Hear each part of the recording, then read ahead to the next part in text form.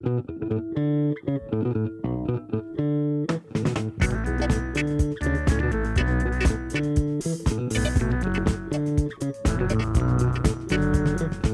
ora, I'm Alexia Russell and welcome to the Details Long Read. This week, an essay from a new Bridget Williams book's text, Reconnecting Aotearoa, Loneliness and Connection in the Age of Social Distance. Social isolation and loneliness is an increasingly global phenomenon. Combining first-person accounts with research and evidence, the book brings together a set of writers to explore the importance of nurturing emotional and societal connections in Aotearoa, set against the backdrop of the COVID-19 pandemic. The essay we're reading is called Loss of Incidental Connections, and it's written by Susan Strongman, who joins us to read her essay herself. Kia ora, Susan. Kia ora, Alexia. Tell me about this project. What is it and how did you get involved? So the Helen Clark Foundation did a series, or I think a couple of large research projects on loneliness and its impacts on New Zealanders. And out of that, they decided to put together this text, which is a collection of essays from various different people, from various different backgrounds, talking about various different aspects of loneliness and how that impacts on people and populations. How did they find you? Kathy Errington, who was the chief executive of the foundation, I know her quite well, and she asked me to do it, which I said yes to. Did you know when you said yes that it would be such a personal essay? No, and I always say yes to these things and then I regret them immediately. But yeah, I sort of grappled with what to write about, and then this was the outcome. It was the easiest thing for me to write about because it's really personal, but it was also the hardest thing to write about, and it's really hard to talk about now. Okay. What is, just for people who don't know, can you explain a little bit about what the Helen Clark Foundation does? The Helen Clark Foundation is a public policy think tank, so they produce research around sort of social issues and other things in Aotearoa, New Zealand, and it's funded, or the patron is Helen Clark. How big a problem do you think is isolation and loneliness here in New Zealand? Like, how much a part does that play in the lives of particularly elderly people? Well, research has showed us, and this includes research from the foundation, that it is actually a really big problem for certain demographics. What we find is that there are sort of intersecting issues that can make it worse. So if you live in poverty, or if you have a disability, or if you're a certain ethnicity, those issues can compound. And what loneliness has been shown to cause is some quite major health issues. Obviously, anxiety and depression, which can also affect people's cardiovascular health. I think some research has actually shown that it causes bigger health problems than smoking. Wow. And it's ironic, isn't it, that in this days of the internet where we're all globally connected, that people who don't have access to that are isolated even more. Yeah, and that was something that showed up, I think, quite a lot during the pandemic, was we were physically separated, and a lot of people found that the internet was a useful way of connecting.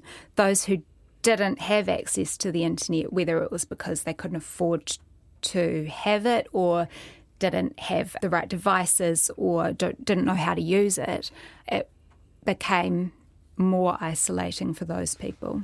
What is the solution to that? Because I think a lot of young people don't really understand that we're talking about a whole generation here where the world has flipped on them. They've gone from using telephones that were connected to the wall to having all these, things floating around the atmosphere that magically connects their TV. It's a big concept to grasp. And if you haven't been on the ground floor, if you're not from the digital generation, it's something you really have to put your mind to try and learn it. So, are those people who just can't grasp it being left behind? Every government department now conducts their business online, for example.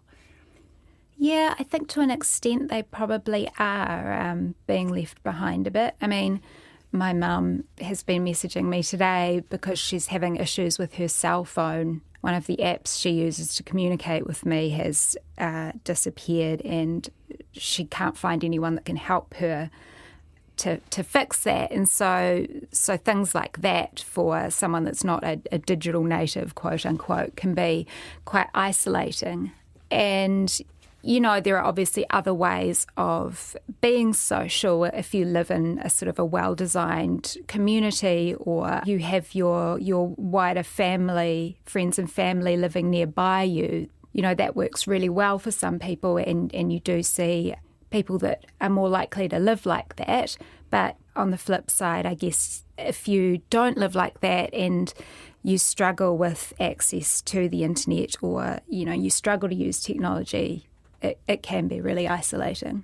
And I mean, you know, in this world where your kids grow up and they move to a bigger city for work, we're seeing a lot of that. It's not, you know, families don't cluster together like they used to.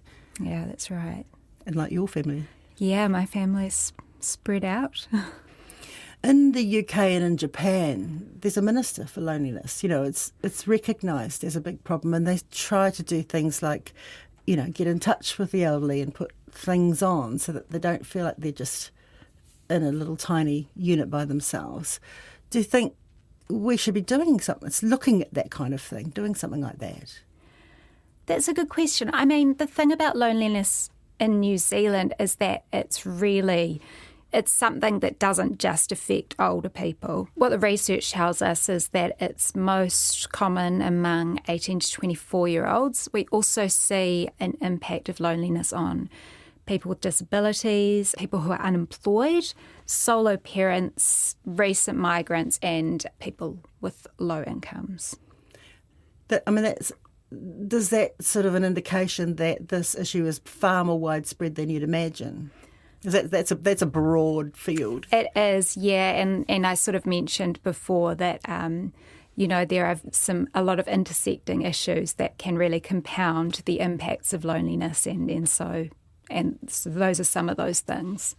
Yeah, I mean, and solo parents in particularly, you know, I think, you know, we did a podcast about this earlier this year, and you know, it's a tough road. You know, employment policies don't really are not really aimed at solo parents. They have all these frantic, you know, duties that they've got no one to share them with.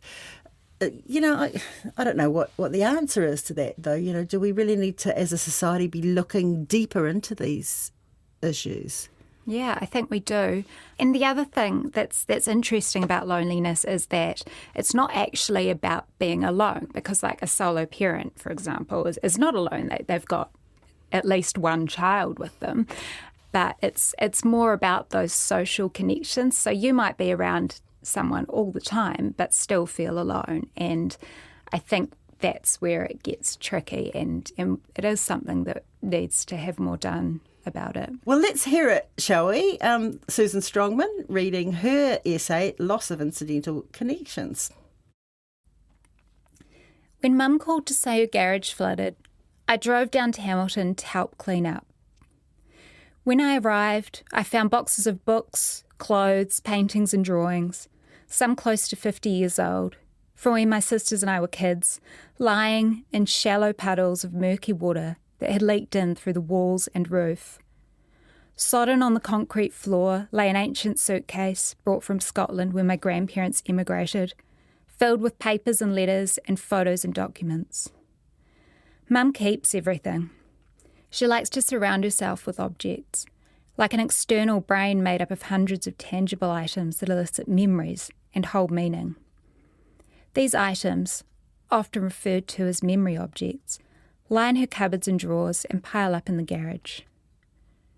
The external brain's epicentre is the fridge.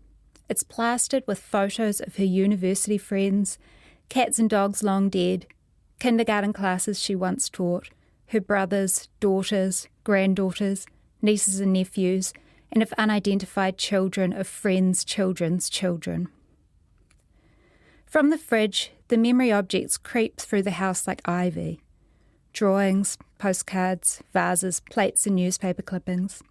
Her parents' lounge suite, ceramics clumsily moulded by kids' fat little fingers, a framed picture that I drew aged 5, bags stuffed with crumbling sprigs of lavender and carefully folded baby clothes, hers, my sister's and mine. They shoot down the hallway, into the bathroom, the bedroom, even the toilet. Here lives a newspaper clipping about Hadrian's Wall, a world map and an old concert flyer. I call it clutter, dusty and chaotic, but almost everything in the house holds meaning for Mum, and I suspect these objects evoke fond memories for her, helping to fend off the loneliness that can creep into her life.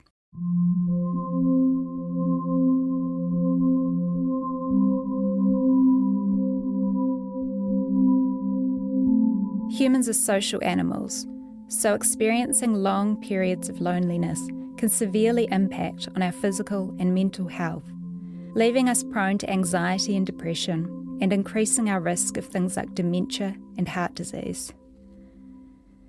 Mum ticks a lot of the boxes that put her at risk of loneliness. For most of her adult life, she worked as a teacher, a busy, exhausting, badly paid job.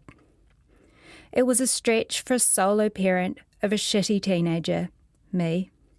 But she was surrounded by people, friends, colleagues, kids, parents and caregivers. For Mum, teaching was more than a job. It was a social network.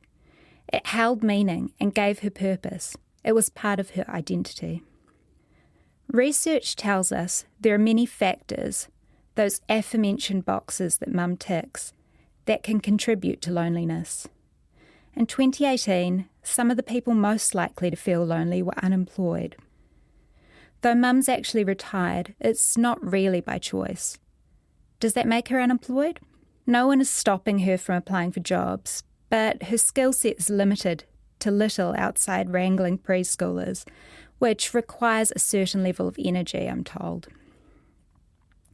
It's also harder for older people, especially women, to enter or re-enter the workforce. To me, Mum's always been old. She was 40 when I was born, much older than my friends' mums. Now she's 77 and I'm 39, about to start a family. We're both young at heart. Another factor that can up the risk of loneliness is having a low income. The 2022 New Zealand Retirement Expenditure Guidelines suggest that for people living outside of Auckland, Wellington or Christchurch, $650.34 is the weekly amount required to achieve a basic standard of living that includes few, if any, luxuries. Mum's annual income after tax is $33,103, or $636.60 a week. She pays $450 a week for the rental where she lives with her memory objects and her 2 cats. It can be lovely there. When the sun's out, she sits on the deck and reads a library book or sends extraordinarily long text messages to friends and family. In summer, she leaves the sliding doors open all day and grows flowers and vegetables in pots. She mows a little patch of grass, but lets weeds grow high in the garden beds where the cats make nests to snooze in the shade. It's far better than the last place she lived, a boarding house with antisocial, often aggressive housemates and neighbours, usually with piles of stinking rubbish in the shared kitchen. Living in boarding houses is an increasing trend among older women who are less likely to be chosen as employees or flatmates. But Mum's place is also more expensive and the rent keeps going up. In winter, it's cold and damp. Mould grows on her clothes and shoes and the bathroom ceiling. Sometimes water comes in through the walls and the carpet gets musty. Often from her bedroom at night, she can hear people in the flats across the road shouting and screaming, which keeps her awake. She used to be friends with the neighbours, the nice man upstairs and the couple next door. Having them around made her feel safe. Often the couple would drop by with a meal, a loaf of homemade bread or oranges off their tree. She'd repay them with a cup of tea, lemons off her own tree, or fresh fish from my sister. They all kept an eye on her, but when the neighbours' flats sold and the rent went up, they all moved out. They keep in touch, but I know Mum misses having them right there. Anxiety about money also keeps her awake at night. After rent, Mum has $186.60 a week to spend on things like power, food, petrol and insurance. Though many people in Aotearoa make do with far less, things are tight for Mum. It's painful to see her struggle, to visit her at home and find a nearly empty fridge. She's taken to reusing tea bags and pocketing instant coffee sachets wherever she gets the chance. In winter, despite the biting Hamilton cold, she keeps the doors and windows open most of the day to air out the house, only turning the heater on after dark.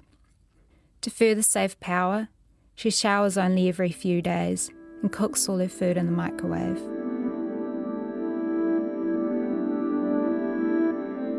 There's a pervasive and toxic stress that comes with being broke. For Mum, debt is a constant worry, as are her living conditions, the well-being of her family and the cost of healthcare. Being broke can also hinder the formation and maintenance of relationships. The large group of old friends she used to see so often, the ones in the photo on the fridge, she sees less of now. Without an income, she can't make the journey out of town to visit, can't afford to split the bill at lunches or trips out to dinner. She wouldn't dream of ever saying that, though. Instead, she avoids their calls and emails and makes excuses not to go. Other things that once brought Mum pleasure, like seeing a movie or having a glass of red wine, are off limits now too. Just being around others is a significant salve for Mum, and she's not alone in that. In the UK, a survey found that 33% of respondents deliberately caught the bus in order to have some human contact. For Mum, it's people in cafes rather than bus passengers who keep her company. Most days she'll go to a cafe, often McDonald's, where her super gold card means she can get a $2 flat white. Surrounded by people, she sits for hours, reading the paper, sending those long texts punctuated with cat and flower emojis, writing cards and letters to friends that, more often than not, she doesn't get around to sending. But in March 2020, when the country went into lockdown, the cafes all shut. It was a particularly hard time for Mum. At first, my sisters and I worried that she'd go stir-crazy and refuse to stay home. But in fact, she avoided leaving the house, even for walks. So the only human contact she had was with my sister and niece, who live in Hamilton, when they dropped off groceries and sat in the asphalt driveway for a physically distanced cup of tea. During lockdown, while many people stayed in touch with friends and family more than ever before, the bad cell phone reception and lack of internet connection at Mum's meant calls would drop out or not even go through, and video calling was not even an option. Fortunately, this did not affect Mum's ability to send her text messages. It's not uncommon for people over 75 to not have internet at home. Others who tend to lack access are people living in social housing, unemployed people, and those living with a disability. In Alone Together, the Helen Clark Foundation reported that people on low incomes can find the experience of loneliness particularly challenging because they often lack access to the material and social resources to buffer its negative effects, such as high-speed internet, warm, comfortable homes, and access to plentiful food.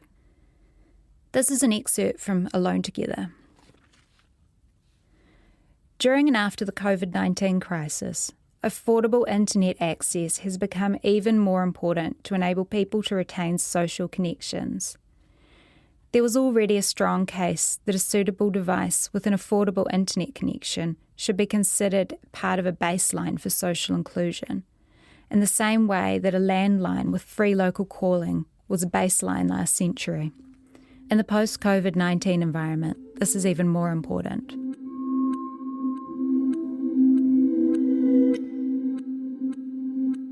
In early 2021, a new job with a higher salary and more flexibility meant I could set up and pay for an internet connection at Mum's place and work some days each week from her home. Mum can now make voice and video calls to her heart's delight, though texting remains her preferred method of communication.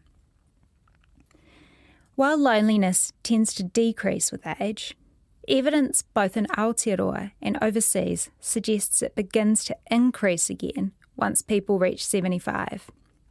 In line with this, in 2020, people aged over 75 were the second most likely group to feel lonely most or all of the time, after 18 to 24-year-olds. Since we know that poverty intersects with loneliness, it's alarming, but perhaps not surprising, to learn that in Australia, older women are the fastest growing group in poverty. There are numerous factors that contribute to this. Like many women, Mum arrived in retirement without a partner, sufficient savings, thanks to the gender pay gap and tendency for women to work less because of caring duties, or a home. While home ownership is in decline across all age groups, housing is more precarious for low-income, older women, especially Māori and Pasifika women, and renters are more likely to live alone with lower annual incomes and with poorer health. As in Mum's experience, renters are vulnerable to increasing costs of tenancy and must also live with the risk of having to move out at any time. Which brings me back to the flooded garage. In order to save money, Mum had cancelled her contents insurance. Many of the damaged items were irreplaceable. It was the memories that these things evoke that are priceless to her. Mum and I spent a few nice days together going through these boxes of memories, saving what we could, throwing out what we couldn't. My sisters and I have finally convinced Mum to join a wait list for pensioner housing in Hamilton. The units look nice, warm and community focused, with plenty of space for her memories to spread.